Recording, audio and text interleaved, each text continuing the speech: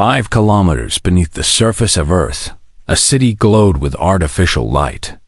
The city was called New Dawn, and it was home to 200 million humans. It stretched for hundreds of kilometers in every direction, carved out of solid rock by machines that never stopped working. Commander Taiho walked through the central plaza of New Dawn. He was 60 years old, but looked younger. Medical technology had improved greatly during the 3 centuries underground. People lived longer. They stayed healthier. They had plenty of time to plan and prepare. Around him, the city buzzed with activity. Children played in parks filled with plants grown under special lights. Workers hurried to their jobs in factories that ran day and night. Soldiers trained in massive underground fields, their movements sharp and precise. This was what humanity had become: hidden, patient, determined. Taiho remembered the stories his grandmother told him when he was a child. She had been alive during the Great Purge. She had been only 10 years old when the bombs fell. Her family had escaped into an old mine just hours before the radiation spread across the surface. Those first years were the hardest. Thousands of survivors gathered in caves and tunnels all over the world. They had almost no food, almost no water, almost no hope. Many people died from hunger and disease. Many more died from radiation sickness when they tried to return to the surface too soon. But humans were stubborn. They refused to give up.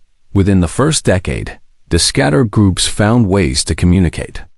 They built radio systems that sent signals through the rock. They mapped the underground rivers and learned to grow food in dark places. They created small communities that slowly grew larger. Taiho's grandmother often said that the aliens made a terrible mistake. They thought destroying the cities would destroy humanity. They did not understand that humans had survived ice ages, plagues, and countless wars.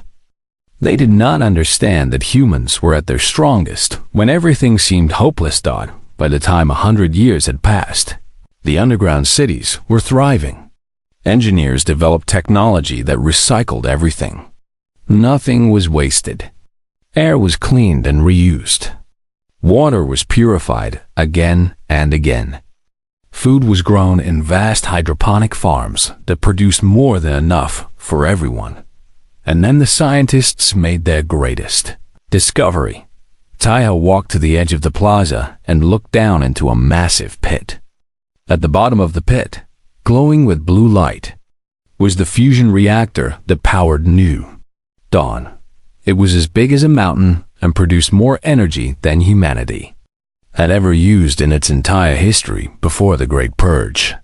A young engineer named Hana stood beside him. She was 35 years old, with short black hair and intelligent eyes.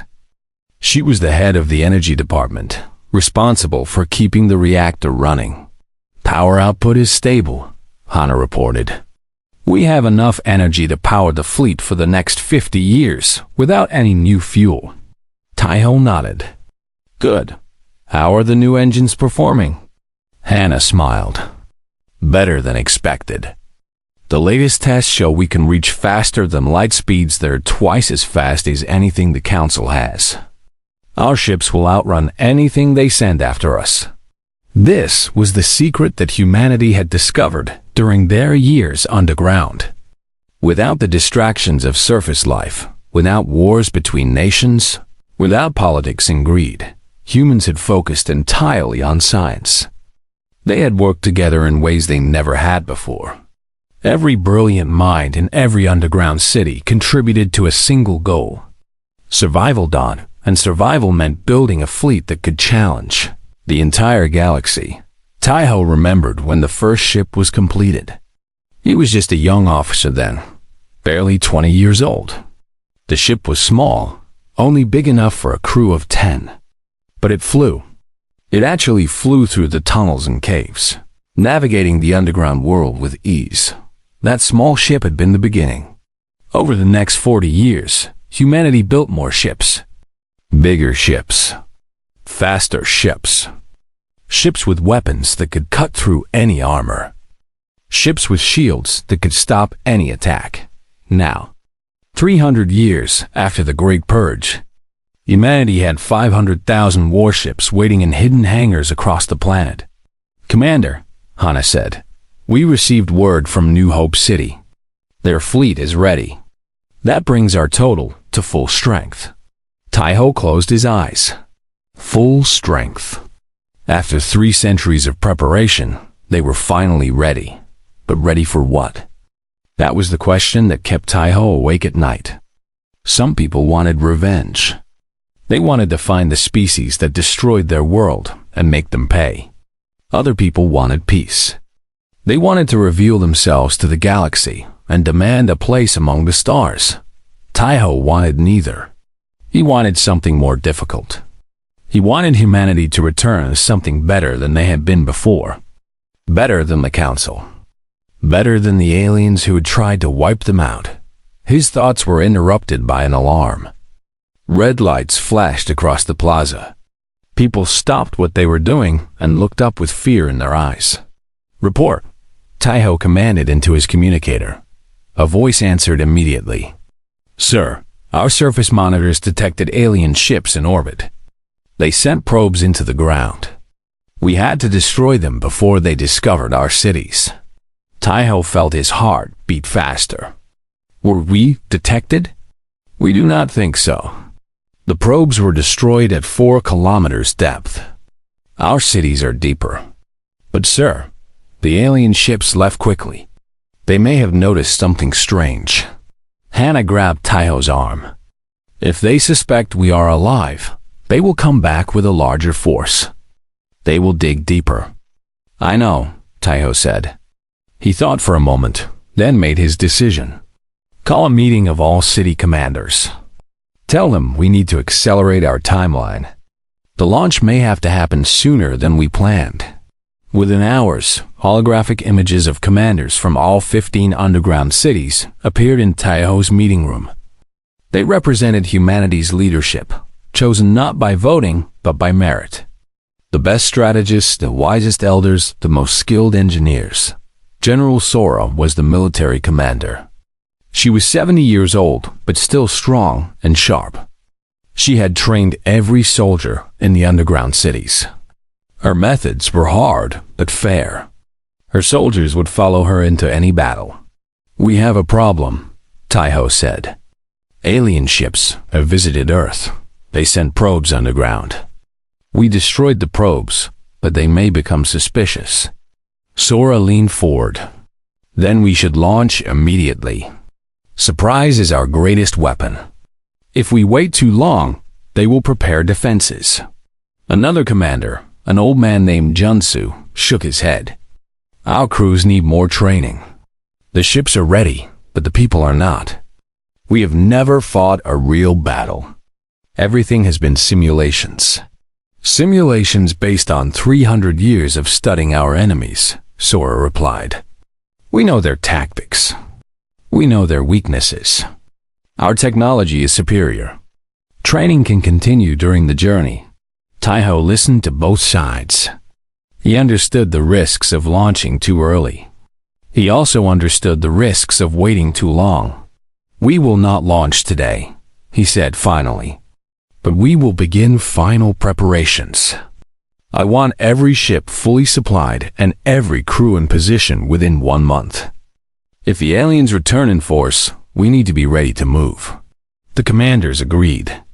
The meeting ended, and Taiho was left alone with his thoughts. He walked to a window that looked out over New Dawn City. Below him, millions of people went about their daily lives. Children, parents, grandparents. Teachers, doctors, workers. All of them were counting on him to make the right decision. For 300 years, humanity had been preparing for this moment. They had built an army in secret. They had created technology that surpassed anything the galaxy had ever seen. They had turned their underground prison into a fortress. But Taiho knew that technology and numbers were not enough. The aliens had tried to commit genocide. They had murdered billions of innocent people. If humanity returned with only thoughts of revenge, they would be no better than their enemies. Hannah found him still standing at the window hours later. "You are worried," she said. "I am afraid," Taiho admitted. "Not of the battle. I know we can win the battle. I am afraid of what happens after. I am afraid that we will become the monsters they believed us to be." Hannah stood beside him and looked out at the city. "My great-great-grandmother was a historian before the Great Purge. She wrote about human nature. She said that humans have always had two sides. One side builds. One side destroys. The challenge is choosing which side to feed. And which side are we feeding now?" Hannah was quiet for a moment. Then she said, "Both. We built these cities with love and hope. We built the fleet with anger and fear. When we return to the surface, we will have to choose which feeling guides us." Taiho nodded slowly. It was the truth he had been avoiding. The fleet gave them power, but power without wisdom was dangerous. They needed more than weapons. They needed a vision for the future. "Give me the recordings," he said. "All the recordings from before the Great Purge. Every book, every speech, every piece of music and art that our ancestors saved. I want to remember who we were before they tried to destroy us." Hannah understood immediately. "You want to remind people what we are fighting for." "I want to remind myself," Taiho said. "I need to remember that we are more than survivors. We are more than soldiers. We are human beings, and that means something." Over the next few weeks, Taiho watched the old recordings every night. He saw cities full of light. He saw people from different countries working together. He saw artists creating beautiful. Scout Do-hyun sat alone in a small room filled with equipment. Screens covered every wall. Speakers played sounds from across the galaxy. His job was simple but important. Listen to everything and report anything unusual. He had been doing this job for 15 years. Every day, he put on his headphones and tuned into alien communications. He learned their languages. He studied their cultures. He understood their jokes and their fears. Sometimes he felt like he knew the aliens better than he knew his own people. Today was supposed to be like any other day. Do-hyun adjusted his equipment and began scanning through different frequencies. Most of the signals were boring. Trade negotiations, weather reports, ships asking for landing permissions. Then he found something different. The signal was coming from the Council homeworld. It was being broadcast on all frequencies, sent to every corner of the galaxy. Do-hyun enhanced the signal and listened carefully. At first, he heard music. Strange alien music with too many notes and not enough rhythm. Then a voice began speaking in the common language that all Council species used. "Citizens of the galaxy, today we celebrate a glorious anniversary. 300 years ago, the Council made a brave decision. We recognized a threat to our way of life, and we dealt with it. The dangerous species called humans is gone forever. Let us remember this day and be grateful for the peace we now enjoy." Do-hyun felt his hands tighten into fists. He kept listening. The humans were a young species with old problems. They fought among themselves constantly. They polluted their own planet. They had weapons that could destroy worlds. If we had allowed them to spread across the galaxy, they would have brought their chaos with them. We did what was necessary to protect ourselves. The voice continued, praising the Council for its wisdom. It spoke of humans like they were animals that needed to be put down. It called the Great Purge a humanitarian action that saved the galaxy from disaster. Do-hyun recorded everything. His hands were shaking with anger, but he forced himself to stay professional. The commander needed to hear this. When the broadcast ended, Do-hyun sent an urgent message to General Sora. She arrived in his listening room within minutes. "Play it," she ordered. Do-hyun played the recording. He watched Sora's face as she listened. Her expression did not change, but her eyes grew colder with every word. When it finished, she stood in silence for a long moment. "They celebrate our deaths," she said quietly. "Every year, they have a party to remember how they killed us." This broadcast went to every planet in the Council territory, Do-hyun reported. Billions of aliens heard this message. Sora nodded slowly. "Good.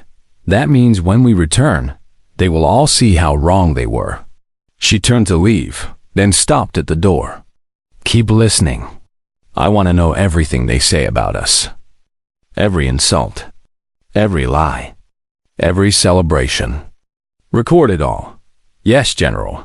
After Sora left, Do-hyun continued his work. But now he listened with different ears. Before, he had tried to understand the aliens objectively. Now he heard them as enemies. Enemies who mocked his ancestors. Enemies who thought they were safe. They were wrong. General Sora went directly to Commander Taiho's office. She found him reviewing ship deployment plans with Captain Kyung, one of the youngest commanders in the fleet. Kyung was only 40 years old, but he had shown brilliant tactical thinking in every simulation. "We have a problem," Sora said. "Or perhaps an opportunity." She played the alien broadcast. Taiho and Kyung listened without speaking. When it ended, Kyung's face was hard. "They celebrate our genocide. They teach their children that killing us was a good thing." "Yes," Taiho said. "But this is not new information. We have known about these celebrations for decades." Sora stepped closer. "This year is different. This is their 300th anniversary. The celebrations will be bigger than ever. Every council leader will be gathered on the homeworld. Every fleet admiral. Every important official." Taiho understood immediately. "You want to attack during the celebration." "I want to appear during the celebration," Sora corrected. "Think about it. They will be together, feeling safe and proud. And then, suddenly, 500,000 human warships will fill their sky. The psychological impact will be devastating." Kyung was nodding eagerly. "She is right, Commander. Surprise is valuable, but the timing of that surprise matters.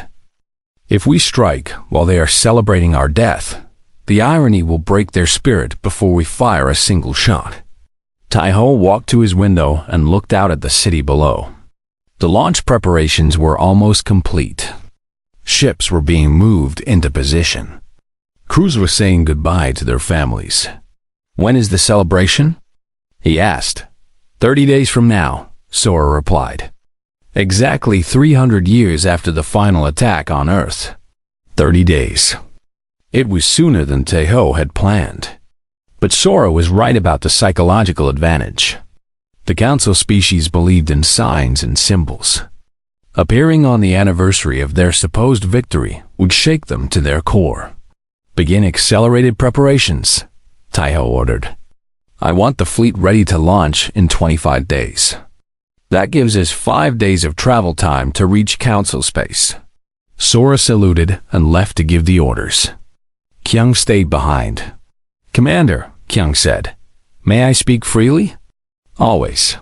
Some of the younger officers are eager for revenge. They have grown up hearing stories about the Great Purge. They want to make the aliens pay for what they did. Kyung paused. "I understand that feeling. I share it sometimes. But I also know that revenge can make people blind. It can make them make mistakes."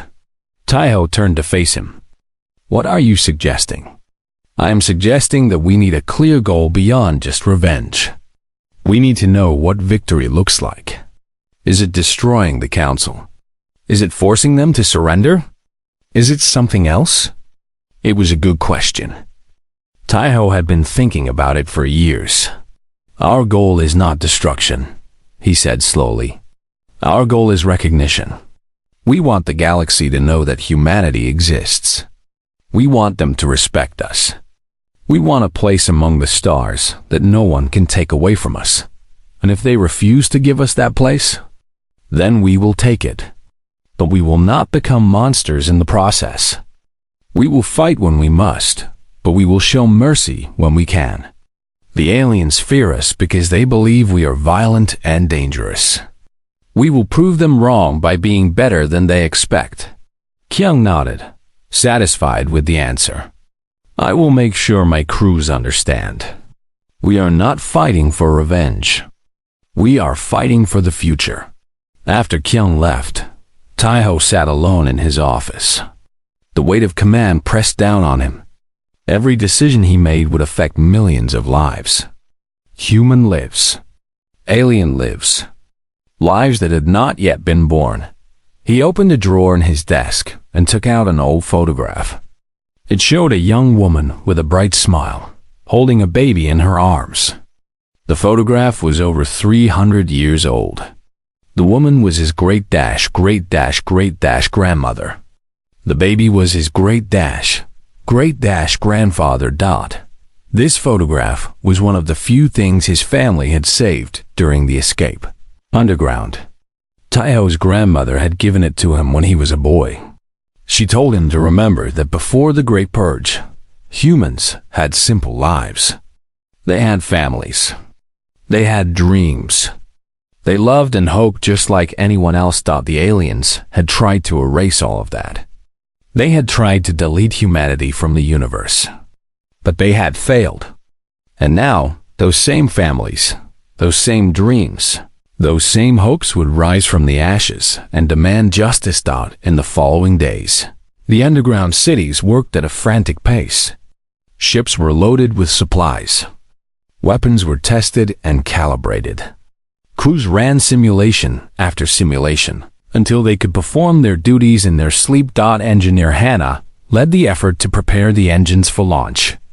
Each ship needed to be able to break through the Earth's crust and reach orbit in seconds. The timing had to be perfect. If even one ship malfunctioned during the launch, it could crash into others and cause a chain reaction of disasters. "Run the diagnostic again," Hannah ordered her team. "I want every system checked 3 times. We cannot afford any mistakes." Her assistant, a young man named Jinu, looked up from his screen. "All systems are showing green, Chief. The engines are ready." Ready is not good enough. They need to be perfect. Hannah understood the stakes better than anyone. She had spent her entire career preparing for this moment. Every equation she had solved, every problem she had fixed, had been leading to this day. If she failed, humanity's return would end in disaster. But she would not fail. Humanity had not survived 300 years underground just to crash on their way to the stars. Meanwhile, Scout Do-hyun continued listening to alien communications. He heard discussions about the upcoming celebration. He heard council leaders bragging about their roles in the Great Purge. He heard historians teaching lies about humanity's extinction. But he also heard something else. Something unexpected. Ambassador Myra, the leader of the Wanderers, had given a speech at a small gathering. Unlike the others, she did not celebrate humanity's death. Instead, she spoke with sadness about the loss of a unique species. She wondered aloud if the council had made a mistake. Do-hyun recorded her speech and brought it to Commander Taiho. "This is interesting," Taiho said after listening. "The Wanderers were always neutral. They did not partic." The day had finally arrived. Captain Kyung stood on the bridge of his flagship. The dawn's light. The ship was massive, stretching over 3 kilometers from bow to stern. It carried 10,000 crew members and enough weapons to destroy a planet. But it had never seen the sky. Today that would change. Around him, his bridge crew worked at their stations. They were young, most of them born underground. They had trained for this moment their entire lives. Now their hands moved across controls with practiced precision, but Kyung could see the nervous excitement in their eyes. "All stations report ready," his first officer announced. Her name was Somin, and she had been with Kyung since his first command. Engine power at full. Weapons charged. Shields standing by. Kyung nodded. "Open a channel to the fleet." The communication screen flickered, then showed images of dozens of other ship bridges. Commanders from across Earth's underground cities waited for his words. As the leader of the first wave, Kyung had the honor of leading 50,000 ships into the sky. "Brothers and sisters," Kyung said, "today we do something our ancestors could only dream of. Today we leave our prison and return to the stars. Many of you have never seen natural sunlight. Many of you have never breathed fresh air. Today that changes." He paused, feeling the weight of history pressing down on him. "The aliens believe we are dead. They believe they won 300 years ago. In a few minutes, we will teach them that they were wrong. We will rise from the earth like ghosts, and we will show them that humanity cannot be killed." He raised his fist to his chest in the salute that all human soldiers used. "For Earth, for humanity, for everyone we lost." 50,000 commanders returned the salute. The channel closed. Kyung turned to Soman. "Begin launch sequence." Deep beneath the ship, massive engines began to roar. The vibration traveled through the entire vessel, shaking the walls and floor. Kyung grabbed the railing in front of him as the ship began to move. Above them, hidden doors that had been sealed for 3 centuries started to open. Rock and soil fell away as the way to the surface cleared. Dim gray light filtered down through the opening. Real light. Sunlight. Kyung had seen simulations of the sky. He had watched old recordings and studied photographs. But nothing had prepared him for the real thing. Even polluted and gray, the sky was the most beautiful thing he had ever seen. "Clear of the tunnel," someone reported. "We are airborne." The dawn's light rose into the sky of Earth. Around it, hundreds of other ships emerged from openings across the continent. They rose like pillars of fire, their engines creating clouds of smoke and steam. Kyung walked to the viewing window and watched the ground fall away below him. He could see the ruins of old cities. He could see dead forests and dried rivers. The surface of Earth was still damaged from the Great Purge, still struggling to heal, but there was green in some places. Small patches of life that had survived and spread over 3 centuries. Earth was not completely dead. Given time, it could recover. "Sir," Soman said, "all 50,000 ships of the first wave have successfully launched. No casualties. No malfunctions." Kyung allowed himself a small smile. Engineer Hannah's preparations had been perfect.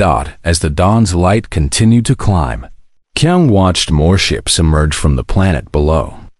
The second wave was launching from Asia, the third wave from Africa, the fourth wave from South America, the fifth wave from Australia.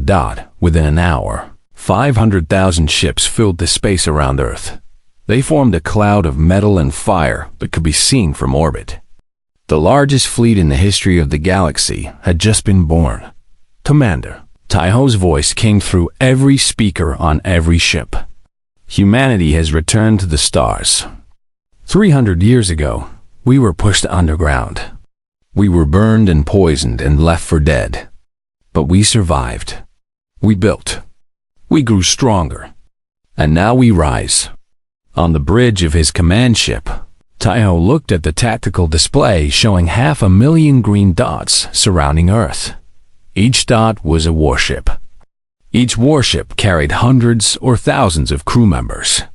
In total, over 10 million humans were now in space. "Fleet status," Taiho requested. General Sora answered from her position on a nearby ship. "All 500,000 vessels report ready for faster-than-light travel. We have full weapons capability. Shields are at maximum. The fleet is yours, Commander." Taiho took a deep breath. This was the moment. No going back. Set course for the Council homeworld. Engage faster-than-light drive on my mark. The fleet turned as one, 500,000 ships moving in perfect formation.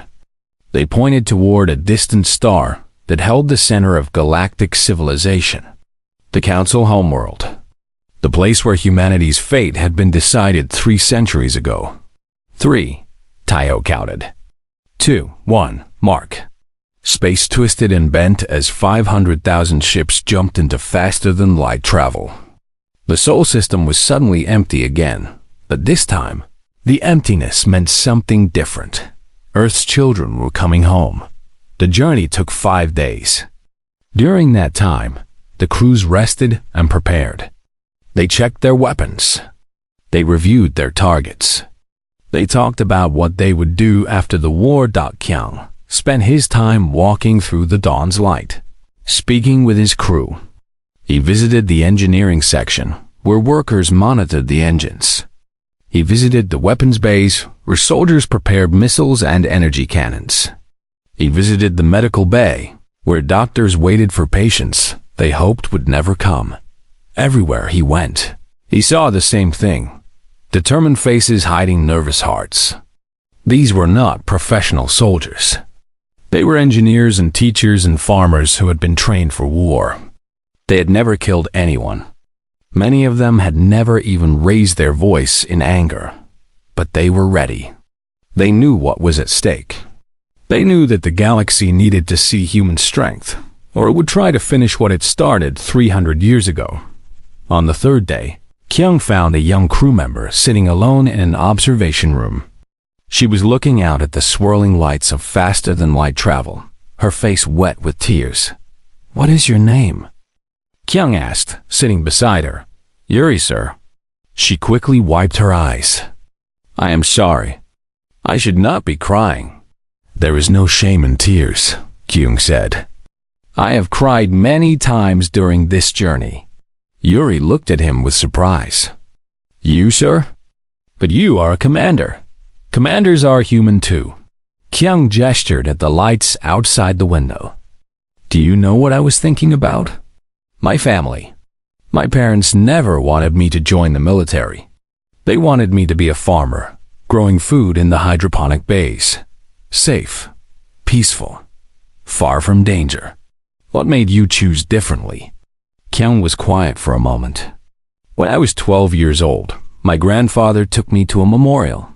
It was a wall carved with names. Millions of names. All the people we could identify who died in the Great Purge. My grandfather showed me his grandmother's name on that wall. He told me that she had been a teacher. She taught children how to read and write. She never hurt anyone in her life. But the aliens killed her anyway." He looked at Yuri. "That day, I decided that her death needed to mean something. I decided that I would help humanity return to the stars, so that people like her would never be forgotten." Yuri nodded slowly. "My grandmother's name is on a wall too. She was a musician. Then you understand." Kyung stood up. "We are not fighting for revenge, Yuri. We are fighting so that the music and the teaching and the farming and all the beautiful things humanity created can continue. We are fighting for the future." He put a hand on her shoulder. "Cry if you need to. Fear if you need to. But when the time comes, do your duty. That is all anyone can ask." Yuri straightened in her seat. "I will not let you down, sir."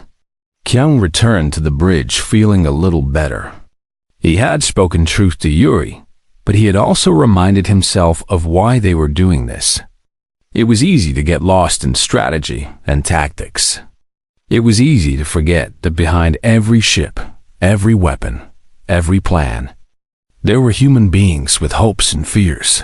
On the 5th day, the fleet dropped out of faster-than-light travel at the edge of Council space. All ships holding position, Summon reported. No enemy contacts detected. They do not know we are here. Kyung looked at the tactical display. The Council homeworld was only a few hours away at normal speed. By now, the celebration would be in full swing. Aliens from across the galaxy would be gathered to mark the anniversary of humanity's extinction. "Commander." Taiho's face appeared on the communication screen. "First wave, you have the honor of leading us in. Captain Kyung, take your 50,000 ships and secure the orbital space around the Council homeworld. The rest of the fleet will follow at 2-minute intervals. Understood, Commander. Kyung turned to his crew. You heard him. Let us go introduce ourselves. The first wave jumped forward, crossing the final distance to the Council homeworld in a burst of faster-than-light speed. They dropped back into normal space directly above the planet. What they saw took their breath away. The Council homeworld was covered in lights. Cities stretched across every continent. Ships filled the orbital space. And everywhere, there were signs of celebration. Fireworks exploded in the atmosphere. Music played on every frequency. The aliens were having the party of a century. Open hailing frequencies, Kyung ordered. Broadcast on all channels. He stood straight and spoke clearly. Attention, citizens of the Council. My name is Captain Kyung of the human fleet. 300 years ago, you believed you destroyed my species. You celebrated our day. Admiral Yuna stood before the council chamber with trembling hands. Around her, the most powerful beings in the galaxy sat in stunned silence. Outside, 500,000 human warships filled the sky, blocking out the stars they had taken for granted for 3 centuries. Admiral, the council leader said, his voice shaking, you told us they were extinct. You personally confirmed it. Yuna could barely speak. I saw the scans. There was no life on the surface. The radiation levels were lethal. Nothing could have survived. Clearly something did survive, another council member snapped. 500,000 somethings are now pointing weapons at our planet. The chamber erupted in argument. Species that had cooperated for millennia now blamed each other for the disaster unfolding outside. The Helix representatives accused the Council of giving bad orders. The Council accused the Helix of failing to complete the mission properly. Everyone accused everyone else. Only Ambassador Mira of the Wanderers remained calm. She sat quietly, watching the chaos around her, remembering the old recordings that her predecessor Tyke had left behind. He had warned them. He had said that destroying the humans was a mistake. No one had listened. Silence. The council leader finally shouted, "Fighting among ourselves will not solve this problem. We need to respond to the human commander." What do we say? No one had an answer. On the human flagship, Commander Taiho waited patiently. He had expected this. The council had never faced a real threat before. They had forgotten how to think under pressure. Commander, General Sora reported, the council fleet is mobilizing. Approximately 30,000 ships are moving into defensive positions around the planet. 30,000 against 500,000. Captain Kyung observed. Those are not good odds for them. No, Taiho agreed. But they may fight anyway. Pride can make people do foolish things. He turned to the communication officer. Open a channel. Let me speak to them again. His voice echoed across the council homeworld and every ship in the area. Council leaders, I understand that you need time to discuss your response. But let me make something clear. We have not traveled across the galaxy to be ignored. We have not spent 300 years preparing just to go away. You will answer us, one way or another. He softened his tone slightly. We do not wish to destroy you. We do not wish to repeat the violence that was done to us. But make no mistake, we will defend ourselves. We will not allow another great purge. If you attack us, we will respond with overwhelming force. Admiral Yuna listened to the transmission from her command ship. She was now in orbit, surrounded by the pathetic remains of the Council fleet. 30,000 ships against 500,000. It was not a battle. It would be a slaughter. All ships, hold position, she ordered. Do not fire unless fired upon. Her officers looked at her with confusion. Admiral, should we not prepare to attack? We cannot let them threaten the Council homeworld. Yuna shook her head slowly. Look at them. Look at those ships. They are more advanced than anything we have. Their weapons, their shields, their engines. All superior. If we attack, we die. All of us. And we accomplish nothing. She thought about the dreams she had been having for 3 centuries. The human faces. The promise in their eyes. They had told her they would return. She just had not believed it. The council made a terrible mistake, Una said quietly. I helped make that mistake. Perhaps it is time to pay for it. She opened a channel to the council chamber. This is Admiral Una.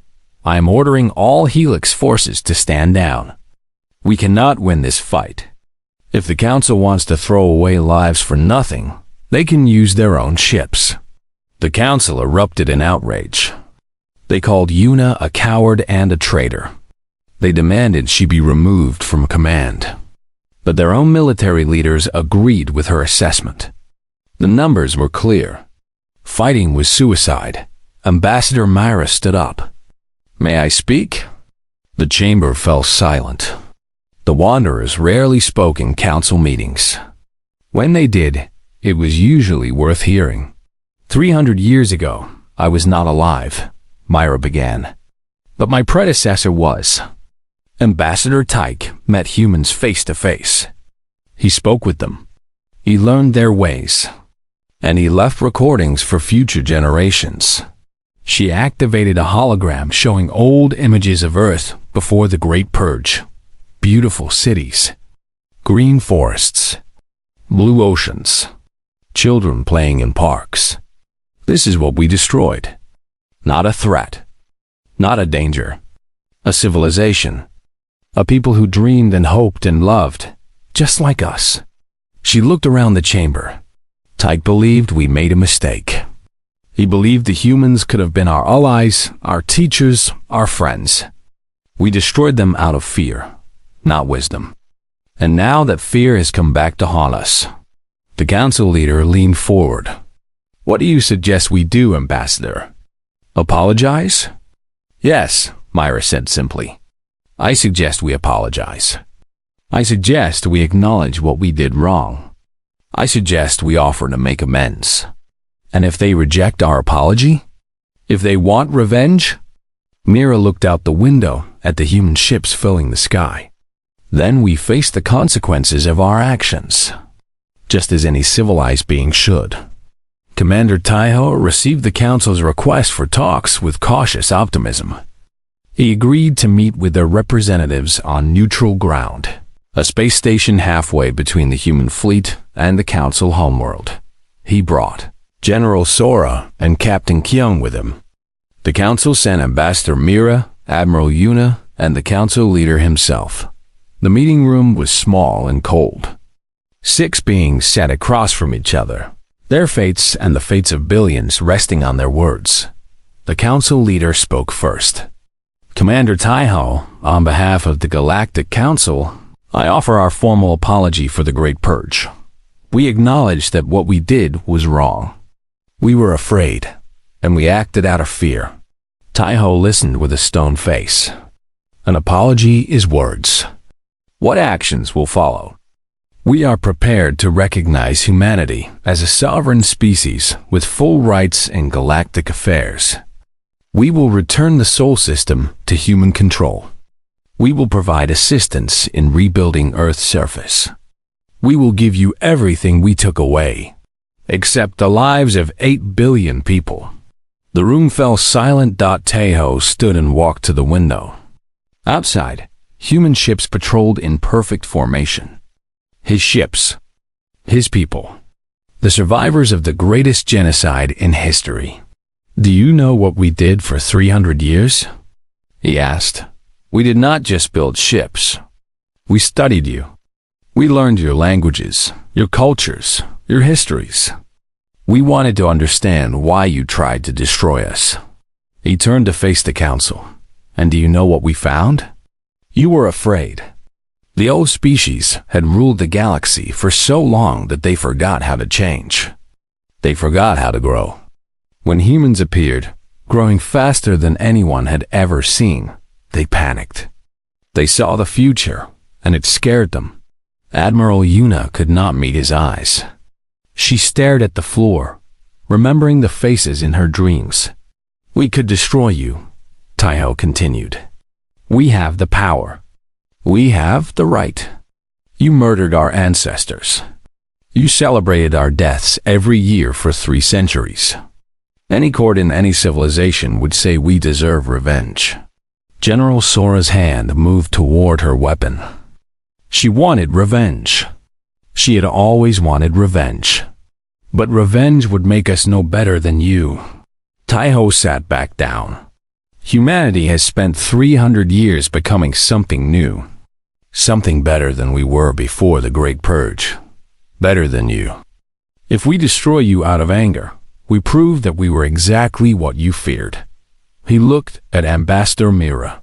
"Your predecessor, Tyke, we found his recordings in your archives. He was right about us. We could have been allies. We could have changed the galaxy together." Mira nodded sadly. "I know. I have watched those recordings many times. Then let us start now.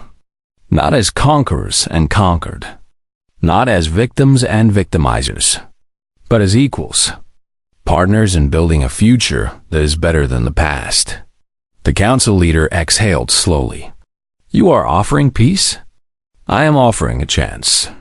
You have 1 generation to prove that you have changed. 1 generation to show that the species who committed genocide can grow beyond their fear. If you fail, if you threaten us again, we will not be merciful a second time." The terms were harsh but fair. The council had no choice but to accept. They signed agreements that gave humanity everything they asked for and more. Full recognition, resource compensation, a permanent seat on the council, military agreements that prevented any future attacks. As the meeting ended, Admiral Yuna approached Commander Taiho. "I was there," she said quietly. "I was a young officer when we attacked Earth. I watched the bombs fall. I watched your planet burn." Her voice broke. "I have dreamed about it every night since. Faces, human faces, looking at me." Taiho studied her for a long moment. "Then perhaps those dreams can finally stop. Perhaps you can find peace." "How can I find peace after what I did?" "By spending the rest of your life making sure it never happens again. By being better than you were." Yuna bowed her head. "I will try." The human fleet remained in council space for 1 month. Engineers and scientists from both sides began working together on projects that would benefit everyone. Slowly, carefully, trust began to build. Captain Kyung led exploration, missions to find other human survivors who had escaped to distant colonies before the Great Purge. They found 3 small groups, totaling about 50,000 people who had been hiding on the edges. The stars were quiet in the Sol system. No radio signals. No ships moving between planets. No lights on the blue planet called Earth. Admiral Yuna stood on the bridge of her massive warship and looked at the empty darkness through the viewing window. She was tall with gray skin and 4 arms, like all members of the Helix Empire. Her golden eyes showed no emotion as she watched the dead system. "Scan complete," said her officer. "No life signs detected on any planet. Earth shows heavy radiation damage. The oceans are poison. The air is toxic." Yuna nodded slowly. 300 years ago, the Galactic Council had made a decision. Humans were too dangerous. They grew too fast. They learned too quickly. They asked too many questions. So the Council voted, and the Helix Empire carried out the order. They called it the Great Purge. Yuna remembered that day. She was young then, just a low-ranking officer on a supply ship. But she watched from orbit as thousands of bombs fell on Earth. She watched the cities burn. She watched the oceans boil. She watched the sky turn black with smoke and ash. The humans had fought back. They always fought back. Their ships were small and weak compared to the Helix fleet, but they refused to surrender. Yuna remembered watching a single human fighter crash into a Helix battleship, destroying both. She remembered thinking that these creatures were insane, but now they were gone. All of them. "Admiral," her officer said, "the council requests your report." Una turned away from the window. "Tell them what we found." "Nothing. The humans are extinct. Earth is dead. Sol system is empty." She walked to her command chair and sat down. Her 4 hands pressed buttons on the control panel, and a hologram appeared in front of her. It showed a map of the galaxy with all the council territories marked in different colors. The Sol system was marked in black. Dead. Empty. Forgotten. "Set course for the council homeworld," Una ordered. "Our mission here is complete." The ship turned away from Earth and jumped into faster-than-light travel. In seconds, the Sol system was far behind them. On the council homeworld, the news spread quickly. Humans were confirmed extinct. The celebration lasted for 30 days. Every species in the council joined the party. They drank and danced and sang songs about their victory over the dangerous. Humans. Ambassador Tyke watched the celebration from his private room. He was old now, with white hair and wrinkled skin. He was not from the Helix Empire. His people were called the Wanderers, and they had always stayed neutral in galactic politics. They watched. They listened. They remembered. Taek did not celebrate. He sat in his chair and looked at old recordings on his screen. Recordings of humans. He watched them build cities. He watched them create art. He watched them laugh and cry and love each other. He watched them fight wars against each other and then make peace. He watched them reach for the stars with hope in their eyes, and he watched them die. "Such a waste," Tyke whispered to himself. "Such a terrible waste." His assistant, a young wanderer named Myra, entered the room. "Ambassador, the council leader wants you to join the celebration." "Tell him I'm sick," Tyke said. "Tell him I am too old for parties." Mira looked at the screen showing the human recordings. "You feel sorry for them," she said. It was not a question. "I feel sorry for us all," Tyke replied. The humans were not perfect. They made mistakes. They could be violent and cruel. But they also had something that most species in this galaxy have forgotten. "What is that?" "Hope," Tyke said. The humans never stopped hoping. Even when everything was against them, they believed tomorrow could be better. They believed they could change. They believed they could grow. He shook his head slowly. "And we killed them for it." Mira was quiet for a moment. Then she asked, "Do you think the council was wrong?" Tyke looked at her with tired eyes. "I think the council was afraid. Fear makes people do terrible things. The humans were different from us. They changed too fast. They evolved too quickly. In just a few thousand years, they went from living in caves to flying between stars. That kind of growth scared the older species. It made them feel small and slow. So they destroyed the humans before the humans could destroy them? That was the reasoning, yes." Tyke turned off the screen. The images of humans disappeared. "But I wonder sometimes. I wonder if we destroyed our best hope for the future. The humans were not our enemies. They could have been our teachers. They could have shown us how to grow again." Outside, the celebration continued. Fireworks lit up the sky. Music filled the streets. Everyone was happy that the human threat was finally over. Years passed. Then decades. Then centuries. The galaxy forgot about humans. Children grew up without ever hearing the name Earth. History books were rewritten to remove any mention of the dangerous species that once lived in the Sol system. The Great Purge became a secret, known only to the oldest members of the council. Admiral Una became the leader of the Helix Empire's entire fleet. She was the most powerful military commander in the galaxy. But sometimes, late at night, she would look at the star maps and find the Sol system. She would stare at that black mark and remember the day she watched Earth burn. She never told anyone about the dreams.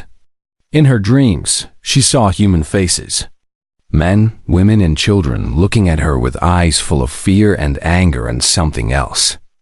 Something that looked like a promise. A promise that they would not forget. A promise that they would return. Yuna always woke up from these dreams covered in sweat. She would tell herself that it was just her imagination. The humans were dead. She had confirmed it herself. There was nothing left on Earth but ruins and radiation. But deep in her heart, a small voice whispered doubts. The scans had shown no life on the surface. But what about below the surface? What about deep underground, where the radiation could not reach? What about the caves and tunnels and bunkers that humans were known to build? Yuna pushed these thoughts away. It was impossible. No species could survive underground for 300 years. No species could hide from the Council's advanced scanners. The humans were gone. They had to be gone. Ambassador Tyke died at the age of 412. He was the last person who had actually met a human face to face. He was the last person who remembered their voice, their smile, their determination. With his death, the last living memory of humanity disappeared from the galaxy. His assistant Myra took his place as ambassador of the Wanderers. She kept his recordings safe in a hidden archive. Sometimes, when she was alone, she would watch them. She would study the strange creatures called humans and try to understand what made them so special and so dangerous. Myra was the only one who still wondered. She was the only one who still asked questions. Everyone else had moved on. The galaxy was at peace. Trade routes were open. Species cooperated and competed in normal ways. No one thought about Earth anymore. 300 years after the Great Purge, the Galactic Council held a special meeting. They wanted to officially declare the Sol system open for mining. The planets were rich with minerals. The asteroid belt contained rare metals. It would be wasteful to let these resources sit unused. Admiral Yuna was invited to speak at the meeting. She stood before the council and gave her recommendation. The Sol system is safe, she said. I have personally confirmed the extinction of the human species. There is no reason to keep the system restricted. The council voted unanimously to open the Sol system. Mining ships were sent to begin operations. For the first time in 300 years, alien vessels entered Earth's orbit. The mining commander was named Juan. He was young and ambitious, eager to prove himself. He stood on his ship's bridge and looked down at the brown and gray planet below. Earth looked sick, dead, but it was still beautiful in a sad way. Begin scanning for mineral deposits, Juan ordered. Focus on the continental shelves. The humans built most of their cities near water, so there should be plenty of metal in the ruins. His crew started working. Scanners swept across the planet's surface. Data streamed across their screens. Everything looked normal. Everything looked dead. Then one of the crew members noticed something strange. Commander, she said, I am picking up unusual readings from deep underground. Juan walked over to her station. What kind of readings? Heat signatures. Very faint. Could be volcanic activity. She adjusted her instruments. But the pattern is strange. It is too regular to be natural. Juan felt a cold sensation in his chest. How deep? Approximately 5 kilometers below the surface. Too deep for our scanners to get a clear image. Juan stared at the screen for a long moment. His training told him to report this to the council. His instincts told him to leave immediately. But his curiosity won. Send a probe, he ordered. I want to know what is making that heat. The probe was launched. It drilled through rock and soil and ancient ruins. It went deeper and deeper into the earth. The crew watched its progress on their screens. 1 kilometer. 2 kilometers. 3 kilometers. At 4 kilometers, the probe stopped transmitting. What happened? Juan demanded. Unknown, his crew member said. The signal just stopped. No warning. No malfunction alert. It just went silent. Juan felt the cold sensation grow stronger. Send another probe. They sent 3 more probes. Each one stopped transmitting at exactly 4 kilometers below the surface. Get us out of here, Juan said quietly. Now, his crew looked at him with confusion. Sir, we just started our mission. The Council will double you.